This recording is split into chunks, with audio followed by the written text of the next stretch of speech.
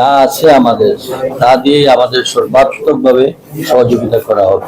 কারণ রাস্তাঘাট এখনো তো তেমন ভাবে ভালো না, কাজে ওভারনাইট আমরা এটা একটা অসুবিধা আছে, সবার মাথায় রাখতে হবে।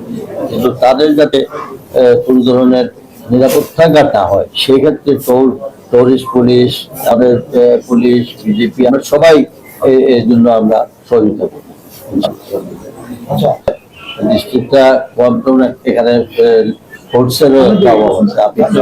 আপনারা নিজেরাই জানেন যে থানার মধ্যে কয়জন পুলিশ, এখান থেকে 10 কিলোমিটার দূরে গিয়ে এর জন্য আমি নিজে দিয়ে দিয়েছি। স্বরাষ্ট্রমন্ত্রীর কথা হয়েছে, স্বরাষ্ট্র সচিব, আইজিলের কথা হয়েছে, আগামী 2-3 দিনের মধ্যেই এখানে জায়গায় জায়গায় পুলিশ ক্যাম্প করছে, যাতে শুধুমাত্র এইগুলার প্রোটেকশন দেওয়া হবে কাজে, এবং বিজিবি পেট্রোল দেওয়া শুরু করবে। আমার মনে হয় আগামী 15 দিন পরে এখানে টোটালি সব বন্ধ হয়ে যাবে ইনশাআল্লাহ। আর আমি নিজে তো থাকবো, তোমাদের কাছে কোনো সমস্যা হলে আমাকে জানাই।